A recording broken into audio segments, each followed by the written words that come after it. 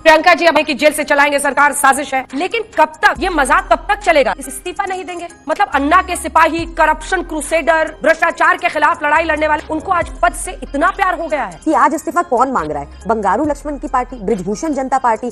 आज अरविंद केजरीवाल जी बिना किसी चवन्नी की रिकवरी के सबूत के इन्होंने आकाश से लेकर पाताल तक रेडें की हमारे नेताओं के यहाँ, पर चवन्नी कहीं नहीं मिली। अरविंद केजरीवाल जी को जेल में रखा हुआ। तमाम विपक्षी नेताओं को जबरदस्ती विक्टिमाइज करने के आरोप लग रहे हो, 100 में से 95% केसेस उनके खिलाफ हो रहे हो, भारतीय जनता पार्टी के किसी नेता के खिलाफ कोई कार्रवाई ना हो। भारतीय जनता पार्टी के जो इलेक्टोरल बॉन्ड में जो खुलासा हुआ है, उस खुलासे के हिसाब से क्यों नहीं भारतीय जनता पार्टी के अध्यक्ष नड्डा साहब को गिरफ्तार करके ईडी उनसे पूछताछ करे? तो जो नियम अरविंद केजरीवाल के लागू होता है, वही नियम नड्डा साहब के लिए क्यों नहीं लागू होना चाहिए? क्यों नहीं उनसे पूछताछ होनी चाहिए? क्यों नहीं उनकी गिरफ्तारी होनी चाहिए? अंजना जी, पीएमएलए कानून किस पे लग सकता है? या तो आप टेररिज्म से पैसा कमाते हैं या ड्रग्स से पैसा कमाते हैं। क्या अरविंद केजरीवाल जी इनको टेररिस्ट रखते हैं? ये डरते हैं अरविंद केजरीवाल जी की ईमानदारी। नमस्कार दोस्तों, आज के इस नए डिबेट वीडियो में आपका स्वागत है। दोस्तों, आज के डिबेट में आप राजनीतिक विश्लेषक आशुतोष गुप्ता, आम आदमी पार्टी प्रवक्ता प्रियंका कक्कड़, बीजेपी सांसद सुधांशु त्रिवेदी, साथ में अंजना ओम कश्यप को देखने वाले हैं। दोस्तों, डिबेट में आम आदमी पार्टी और भाजपा के तमाम भ्रष्टाचार को गिनाए गए हैं, जिसमें एक तरफ अरविंद केजरीवाल पीएमएलए कानून के तहत फिलहाल जेल में बंद कर दिए गए हैं, वहीं दूसरी तरफ भाजपा के घोटाले, जिसमें ईडी सीबीआई की तरफ से अभी तक कोई भी एक्शन देखने को नहीं मिल रहा है। डिबेट में विपक्षी नेता भाजपा अध्यक्ष जेपी नड्डा पर इंक्वायरी, साथ ही उनके गिरफ्तारी की मांग कर रहे हैं। डिबेट काफी इंटरेस्टिंग है, बाकी पूरा वीडियो आप खुद ही देखिए। चलो भाई। सुधांशु जी, आपकी पार्टी प्रदर्शन कर रही है, कह रही है इस्तीफा दो। वो कहते हैं आपने साजिशन ये सब कुछ किया, हम इस्तीफा नहीं देंगे। अंजना जी, प्रदर्शन करने पे सवाल उठाने वाले वही लोग हैं जो प्रदर्शन करके ही आए थे। आज सवाल ये नहीं है कि हम क्या कह रहे हैं और ये क्या कह रहे हैं, सवाल ये कि इन्होंने क्या क्या कहा था, क्या क्या वादा किया था और आज क्या कर रहे हैं। मगर मुझे लगता है शायद आम आदमी पार्टी के मन में अभी अपनी फजीहत कराने की कुछ हसरतें बाकी रह गई हैं, इसलिए मुझे लगता है उनकी हसरतें थोड़ी पूरी हो जाएं कि वो कितनी और फजीहत अपनी करा सकते हैं जनता की नजर में। उसके बाद जो भी होगा संविधान सम्मत निर्णय किया जाएगा। पहले उनकी फजीहत की सियासत की हसरत पूरी होने दी जाए। प्रियंका जी, अब आपके पास आते हुए, मुझे पता है आपकी पार्टी का स्टैंड है, आप लोग सब उसको डिफेंड करते हैं कि जेल से चलाएंगे सरकार, साजिश है। लेकिन कब तक ये मजाक कब तक चलेगा? इस्तीफा नहीं देंगे? मतलब अन्ना के सिपाही, करप्शन क्रूसेडर, भ्रष्टाचार के खिलाफ लड़ाई लड़ने वाले जो कहते थे कि पद छोड़ना चाहिए वरना पद से प्रभावित करेंगे, उनको आज पद से इतना प्यार हो गया है कि पूरी दिल्ली को दांव पर लगा रहे हैं। मैं तुम्हें अभी समझाता हूँ। अंजना जी, अरविंद केजरीवाल जी वो व्यक्ति हैं जो 49 डे की सरकार बनी थी, तो उसके बाद भी उन्होंने पद से इस्तीफा दे दिया था। तो ये कहना गलत होगा कि उनको कुर्सी से किसी भी तरह का मोह है। उन्होंने लगातार दिल्ली की जनता को जन कल्याण सेवाएं दी हैं और एक मुनाफे का बजट पेश किया है। अनफॉर्चुनेट सिचुएशन ये है कि आज इस्तीफा कौन मांग रहा है? बंगारू लक्ष्मण की पार्टी, बृजभूषण जनता पार्टी। इन्होंने, आपने देखा कभी इस्तीफा मांगा हो सीएम बीरेन्द्र सिंह का, जो बार बार कह रहे थे कि मणिपुर में मशीनरी फेल हो चुकी है, या इस्तीफा मांगा हो अजय मिश्र टैनी का, जिनके बेटे ने 4 हमारे अन्नदाता के ऊपर अपनी गाड़ी चढ़ा दी हो, या इन्होंने इस्तीफा मांगा हो Vyapam scam, Sharada scam, Narada scam, Adarsh scam, सारे स्कैमस्टर्स ये अपनी पार्टी में ले आई है बृजभूषण जनता पार्टी, और ये नैतिकता का पाठ हमें ना पढ़ाए, पहली चीज। दूसरी चीज अंजना जी, ये दिल्ली में लगातार हमसे चुनाव हार जाते हैं, भाजपा वाले अरविंद केजरीवाल से हार जाते हैं। उसके बाद क्या हुआ? ये ऑपरेशन लोटस ट्राई करते हैं। इनका ऑपरेशन लोटस हर जगह सक्सेसफुल हो जाता है। कितनी जगह सक्सेसफुल हो गया? मध्य प्रदेश, राजस्थान, तेलंगाना, कितनी जगह हमने देखा सक्सेसफुल हुआ, गोवा। पर दिल्ली में आके इनका ऑपरेशन लोटस भी फेल हो जाता है, चुनाव ये हार जाते हैं। तो इन्होंने एक महाषड्यंत्र रचा। आज अरविंद केजरीवाल जी बिना एफआईआर, बिना ट्रायल, बिना किसी चवन्नी की रिकवरी के सबूत के, बिना चवन्नी की रिकवरी के इन्होंने आकाश से लेकर पाताल तक रेडें की हमारे नेताओं के यहाँ, पर चवन्नी कहीं नहीं मिली। उसके बाद 2 बयानबाजी के आधार पे अरविंद केजरीवाल जी को जेल में रखा हुआ। अगर ये किसी पे झूठी तोहमत लगा देंगे तो इनके प्रेशर में थोड़ी आएंगे। आप क्रोनोलॉजी समझ लीजिए। 90 लाख रुपया आपका गोवा का कैंडिडेट कह रहा है कि मुझे पैसे मिले। ये साफ इशारा कर रहे हैं कि संलिप्तता है न सिर्फ मुख्यमंत्री की घोटाले में, बल्कि पैसे को बाद में छिपाने में भी। अब इस पर तो आइए, छोड़िए बीजेपी क्या मांग रही है, बीजेपी पर आप 100 सवाल खड़े कीजिए। ये सीरियस नहीं है। जब भाजपा के पास एजेंसीज सारी 2 साल से जांचें चल रही हैं, जब इनको कुछ नहीं मिला, वो कुछ रिकवरी होनी चाहिए कि कुछ मिला उस बयान के आधार पर, वो तो आज तक नहीं मिला। इतनी फेल्ड भाजपा और इतनी फेल्ड उनकी एजेंसी। आशुतोष जी, अब आपके पास आते हुए, आपके पास पूरी तस्वीर है।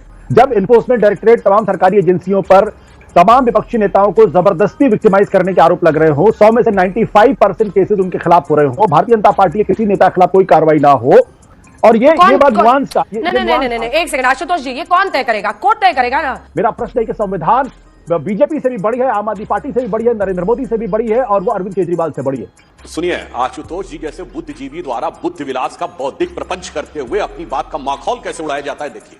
अंजना जी याद करिए, मेमोरी से डिलीट होने के बाद आज तक कौन सा ऐसा मुख्यमंत्री है जिसने जेल जाते समय यह ना कहा हो कि मेरे खिलाफ षड्यंत्र है? क्या 97 में लालू यादव ने नहीं बोला यही कि मेरे खिलाफ षड्यंत्र है? क्या 96 में जयललिता ने नहीं बोला मेरे खिलाफ षड्यंत्र है? क्या 2000 में करुणानिधि ने नहीं बोला मेरे खिलाफ षड्यंत्र है? क्या मुलायम सिंह मायावती ने नहीं बोला मेरे खिलाफ षड्यंत्र है? और याद दिलाना चाहता हूं, शिबू सोरेन जो 1994 में झारखंड मुक्ति मोर्चा रिश्वत कांड में साबित हो जाने के बाद उनका क्या बयान था? अरे मैं सीधा साधा ट्राइबल आदमी 1 करोड़ रुपए के लिए हमारे पीछे पड़ गए, दिल्ली में बड़का बड़का आदमी 100 करोड़ अंदर कर लेता, उसके पीछे नहीं करते, तो ट्राइबल के स्वाभिमान की बात है। कि केजरीवाल जी ठीक उन्हीं दलीलों पे आ गए, ठीक उन्हीं दलीलों पे आ गए जिनके बारे में बड़ी बड़ी 1.5 गज की जबान निकाल के बोलते थे। ये बिक गई है गवर्नमेंट, अब गवर्नमेंट में कुछ नहीं है। और अब मैं अंदर की बात कहता हूं, जिसमें आप कहते हैं षड्यंत्र है, तो तथाकथित षड्यंत्र के अंतर्गत ही मनीष सिसोदिया को क्यों रिजाइन करवा दिया भाई? सत्येंद्र जैन को क्यों रिजाइन करवा दिया? आज मैं पूछना चाहता हूं, मनीष सिसोदिया के लिए एक नियम और केजरीवाल के लिए दूसरा नियम, तो अपने मंत्रियों विधायकों के लिए एक नियम, उप मुख्यमंत्री के लिए एक नियम, और एकमेव अद्वितीय आभा से ईमानदारी की प्रतिमूर्ति बनकर जिनका आविर्भाव हुआ है और अनेक बौद्धिक लोग जिनका संरक्षण करने के लिए खड़े हैं, उन केजरीवाल जी के लिए दूसरा नियम। इसीलिए हम लोगों ने कल कहा कि यह अन्ना हजारे की जो इंडिया अगेंस्ट करप्शन की अन्ना क्रांति थी, वो केजरी करप्शन क्रांति में तब्दील हो गई। आशुतोष जी वो कह रहे हैं अभी भी आप अरविंद केजरीवाल के लिए इंटेलेक्चुअल कवर फायरिंग देने की कोशिश कर रहे हैं। मैंने कवर तो कहा फायरिंग क्या केजरीवाल करते हैं? को एक मुख्यमंत्री जेल से चलाने की बात करता है और वो असंभव चला ही नहीं सकता, तो उस वक्त नरेंद्र मोदी की सरकार बैठी हुई क्यों देख रही है? क्योंकि वो भी पॉलिटिकल अपॉर्चुनिज्म कर रही है। वो चाहती है कि आम आदमी पार्टी की सरकार के बारे में स्थापित हो जाए कि वो जेल से सरकार चला के कितना बड़ा गलत काम कर रहे हैं।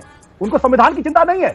भारतीय जनता पार्टी के जो इलेक्टोरल बॉन्ड में जो खुलासा हुआ है, उस खुलासे के हिसाब से क्यों नहीं भारतीय जनता पार्टी के अध्यक्ष नड्डा साहब को गिरफ्तार करके ईडी उनसे पूछताछ करे। एनफोर्समेंट डायरेक्टरेट के जो आला ऑफिसर है उनकी नींद कब जगेगी? एक आदमी गिरफ्तार होता है, 5 दिन के अंदर बॉन्ड खरीदता है 5 करोड़ का, और वो बॉन्ड बीजेपी एनकैश करती है। उसके बाद कुछ तो प्रियंका जी को भी बोलने दीजिए। अरे कुछ तो ये सब प्रियंका जी का है। देखिए, मैं जो सवाल खड़े कर रहा हूं, जब आज तक एक बार भी ईडी ने कहा है कि अरविंद केजरीवाल ने पैसे अपने लिए, अंजना जी वो पुरानी मोहब्बत उफान मार रही है। अच्छा तो पैसे तो इलेक्टोरल बॉन्ड में बिल्कुल बड़ी इंपॉर्टेंट बात मिस हो रही है। अगर बीजेपी के पास गए हैं तो जो नियम अरविंद केजरीवाल के लागू होता है वही नियम नड्डा साहब के लिए क्यों नहीं लागू होना चाहिए?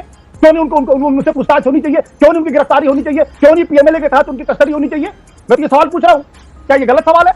सीधे आपके अध्यक्ष जी पे सवाल पूछ रहे हैं भाई, नड्डा जी की गिरफ्तारी मांग रहे हैं। भाजपा 3 या 4 बार कोर्ट गए, आज तो इनके ऊपर 50,000 का जुर्माना भी लगा है। इनकी डिमांड यही थी कि अरविंद केजरीवाल जी को इस्तीफा देना चाहिए। इन्होंने जो पीएमएलए कानून में संशोधन किए, अंजना जी पीएमएलए कानून किस पे लग सकता है? या तो आप टेररिज्म से पैसा कमाते हैं या ड्रग्स से पैसा कमाते हैं। क्या अरविंद केजरीवाल जी इनको टेररिस्ट रखते हैं? आपका जो सामने व्यूअर है उसको भी पता है कि ना ही अरविंद केजरीवाल जी वो व्यक्ति हैं जिन्होंने लगातार दिल्ली की जनता का लाइफस्टाइल इंप्रूव किया है। यहाँ पे पर कैपिटा इनकम हाईएस्ट है, यहाँ पे मुफ्त बिजली है, यहाँ पे फ्री पानी है, यहाँ पे इतनी सारी सुविधाएं हैं और एक सरप्लस का बजट है। दूसरी चीज, इन्होंने कानूनों में ऐसे संशोधन कर दिए और उसके बाद ये चाह रहे हैं कि उन संशोधनों में ये हमें बयानबाजी पे फंसाएं और अंदर कर दें। जिसको साउथ लिकर लॉबी का किंगपिन कहती थी भाजपा शरद रेड्डी को, वो तो साफ ट्रेल दिख रहा है। सुधांशु जी को व्हाट्सएप चैट्स दिख रही है जो सूत बता रहे हैं, पर इनको साफ ट्रेल नहीं दिख रही जो 60 करोड़ भाजपा के अकाउंट में आए शरद रेड्डी के अरेस्ट होने के बाद। ये कैसे नैतिकता की बात कर रहे हैं, मुझे समझ नहीं आ रहा। क्यों इनकी इन्वेस्टिगेशन एजेंसीज 2 साल के बाद भी बस व्हाट्सएप चैट दिखा रही है? आप कह रहे हैं व्हाट्सएप के चैट माने हम, ये प्रूफ है आपके पास 2 साल के बाद। शरद रेड्डी के अरेस्ट के बाद बीजेपी को इलेक्टोरल बॉन्ड से दिया गया पैसा, मनगुंटा रेड्डी जिसको ईडी कह रही है कि वो किंगपिन है साउथ में लिकर लॉबी का, उसको बीजेपी से टिकट क्यों, कैसे? जो प्रियंका जी ने कहा, उनकी नजर में हमारे दोहरे मानदंड है आपके हिसाब से, और आप अपने मानदंड के हिसाब से हमें गलत मानते हैं। आपको ये मानने की पूर्ण स्वतंत्रता है। मैं तो आपके अपने मानदंड पूछ रहा हूं भाई। पंजाब के मंत्री को क्यों बर्खास्त किया बगैर कोर्ट के निर्णय के? मनीष सिसोदिया का इस्तीफा क्यों लिया बगैर कोर्ट के कन्विक्शन हुए? देखिए सर, अभी हम कुछ नहीं बता सकते हैं आपको, हम डिस्प्रेशन में अभी हैं। कोची में है? डिस्प्रेशन में है सर अभी कुछ नहीं बताइए? नहीं, कुछ नहीं बताएंगे अभी। डिस्प्रेशन में है जी। सत्येंद्र जैन का इस्तीफा क्यों लिया बगैर कोर्ट के कन्विक्शन में? तो आम आदमी पार्टी के अंदर के 2 मानदंड, मतलब आम आदमी पार्टी पंजाब अलग और दिल्ली अलग, गाड़ी और मोड़ आम दी आदमी आपने पार्टी दूसरी के तरफ दिल्ली के अंदर उप मुख्यमंत्री के लिए नियम अलग और मुख्यमंत्री के लिए अलग। अपने का तो जवाब दे दे। चलिए मेरे बारे में जो है आप गाड़ी मोड़ दी आपने। अपने का तो जवाब दीजिए। ये दोहरा मानदंड क्यों है सिर्फ केजरीवाल के? नहीं, गाड़ी क्या मोड़ दी? मैं तो 7 सवाल, जब नैतिक सवाल हो रहा है, चलो आपने हमारे ऊपर जो कहा और इस समय हम उसका जवाब न देकर आपसे पूछ रहे हैं, आप अपने अंदर का नैतिक जवाब दीजिए। और यही मुख्य, यही एक मिनट, व्यापम स्कैम वाला दोहरा मानदंड, सारे स्कैम्स आपने ले लिए हैं, हमने कोई कानून का उल्लंघन नहीं किया, कानूनों में संशोधन आप कर दें, लिकर लॉबी के किंगपिन से आप 60 करोड़ लें, लिकर लॉबी के किंगपिन को आप टिकट दे दें और आप हमसे क्वेश्चन कर रहे हैं, ये क्या चल रहा है सर? कोई सबूत तो होगा? व्हाट्सएप चैट बता रहे हैं आप 2 साल बाद। अरे सुनिए, ये सारी बात आपकी मान ली। सुनिए, 0.4% के अरे सुनिए, ये आपकी प्रियंका जी, तो आप बंद कीजिए ये। प्रियंका जी सुनिए, ये सारी बात सही है तो मनीष सिसोदिया पर लागू क्यों नहीं है? ये सिर्फ केजरीवाल पर लागू क्यों है? बोलिए, मनीष सिसोदिया को कहा नहीं आपने इस बात के लिए पोर्टफोलियो था।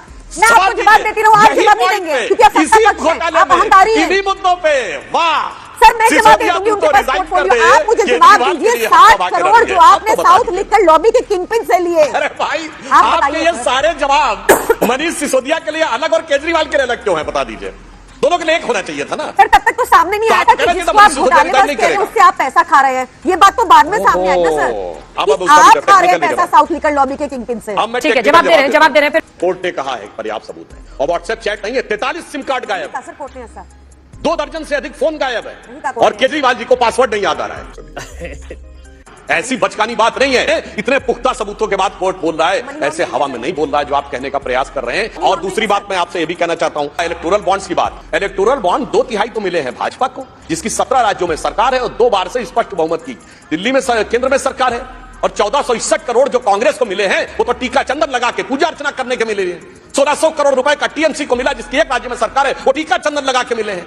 900 साढ़े 900 करोड़ का डीएमके को मिला है, वो तो मतलब 2/3 जो विपक्ष की पार्टियों को मिले हैं। अगर अनुपात में देखें तो 3/4 में मिला होना चाहिए। गजब है साहब, हमको मिला है तो मनी लॉन्ड्रिंग है, और आपको मिला है तो कोई बात नहीं, लक्ष्मी पूजन है। गजब का तर्क देते हैं भाई। मैं आपको समझाती हूँ। देखिए सीबीआई और ईडी ये क्या कर रहे हैं, ये बोल रहे हैं कि ये हुआ, एक्स हुआ, वाई हुआ, जी हुआ, और ये कुछ प्रमाण नहीं ला पा रहे। ये क्या कर रहे हैं, बहुत लंबे लीगल प्रोसेस में फंसा रहे हैं। बताइए 2 साल से हम liquor scam, so called liquor scam की चर्चा ही करे जा रहे हैं। अब तक तो कन्विक्ट कर देना चाहिए था किसी ने कुछ किया तो। तीसरी चीज, ये डरते हैं अरविंद केजरीवाल जी की ईमानदारी से, अरविंद केजरीवाल जी के मॉडल से। ये झूठ है, झूठ है, झूठ है। तो दोस्तों आज के लिए बस इतना ही। उम्मीद है आपको यह डिबेट वीडियो पसंद आया होगा। इसी के साथ इस पूरे वीडियो में पक्ष और विपक्ष के पूरे वक्तव्य पर आपकी क्या राय है, हमें अपनी प्रतिक्रिया नीचे कमेंट कर जरूर बताएं। साथ ही अगर आप हमारे चैनल पर नए हैं तो प्लीज वीडियो को लाइक करके चैनल को सब्सक्राइब कर लें।